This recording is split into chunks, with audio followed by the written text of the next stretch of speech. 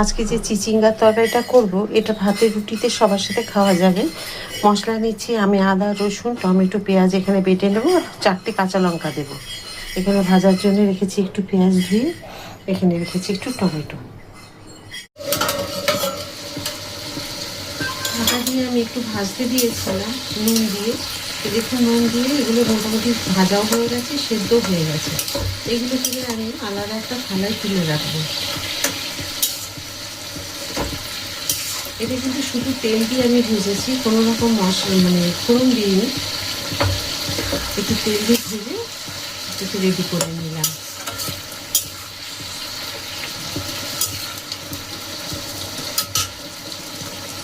এটাকে ঢেলে নেব।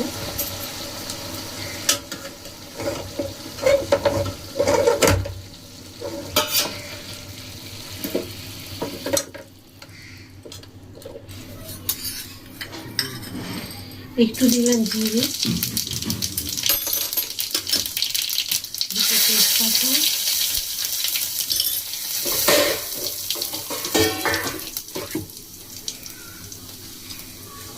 পেঁয়াজগুলো দেব।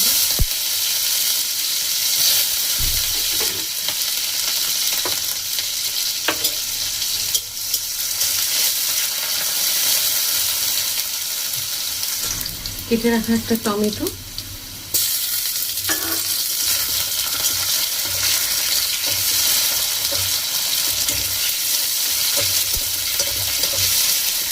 সিদ্ধ করে রাখা ছোলাগুলো আমি প্রেসার কুকারে সিদ্ধ করেছি একটু নুন দিয়ে।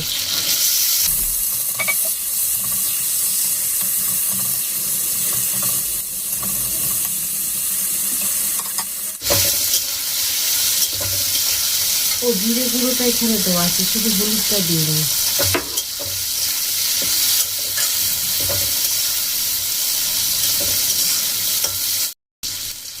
এখানে যে মশলাটা রেডি করে রেখেছিলাম, আদা, রসুন, পেঁয়াজ, টমেটো, আর দিয়েছি কাঁচা লঙ্কা, ঝাল দিয়ে যেরকম খাবেন। আর এখানে দিয়েছি জিরে গুঁড়ো আর হলুদ গুঁড়োটা এখানে দিয়ে দিয়েছি।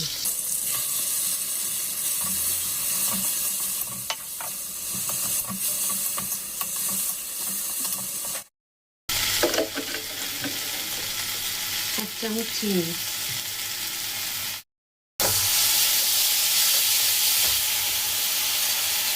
ছোলা সেদ্ধের জল,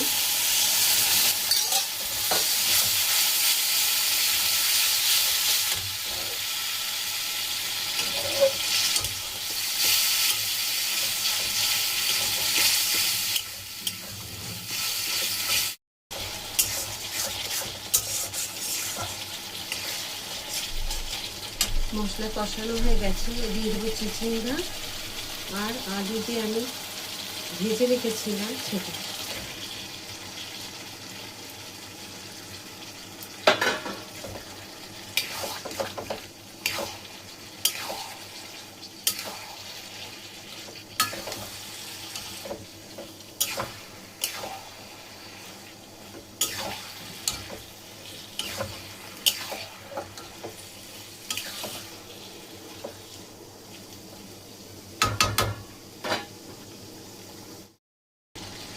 আমি ছোলা সেদ্ধের এই জলটা দিয়ে 5 মিনিট রেখে দেবো।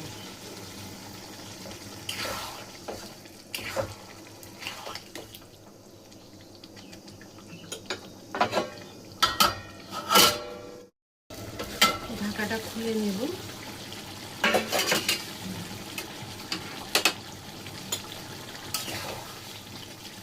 দেখুন কি সুন্দর হয়েছে দেখতে, দেখুন রান্নাটা।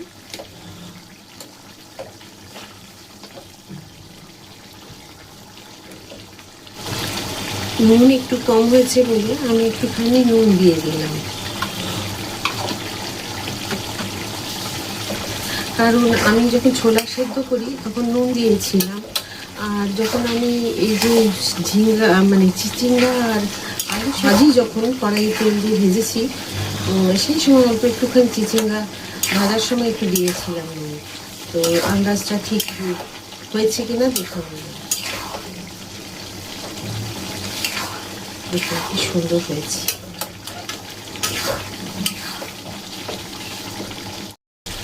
একটু দিয়ে দিলাম গরম মশলা,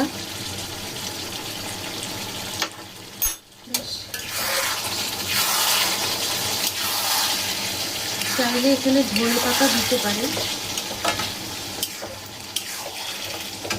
আমি গ্যাস বন্ধ করে দিলাম।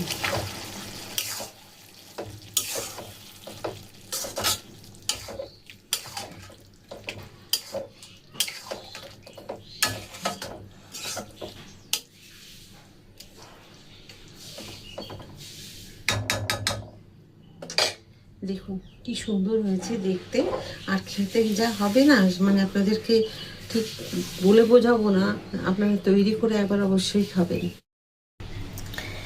চিচিঙ্গা আলু আর ছোলা দিয়ে যে রান্নাটা আজকে আমি করলাম, আশা করি আপনাদের সকলেরই খুব ভালো লাগবে। এই রান্নাটা খুব সহজ সাধারণ রান্না, তো আর খেতে তো হবে অসাধারণ। আপনাদেরকে বারবার বলবো যে ঘরোয়া রান্নাগুলো এইভাবে রান্না করুন, দেখুন একটু মুখে টেস্ট পাল্টে করে দিলেই কিন্তু জিনিসটা ওরা খুশি মনে খাবে। আর এই রান্নাটা আপনারা রুটি ভাতে পরোটাতে খেতে পারবেন, তো ভালো লাগবে খেতে।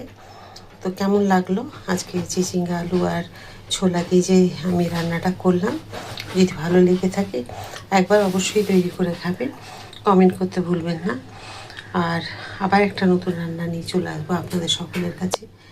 খুব ভালো থাকুন। রাধা রাধা।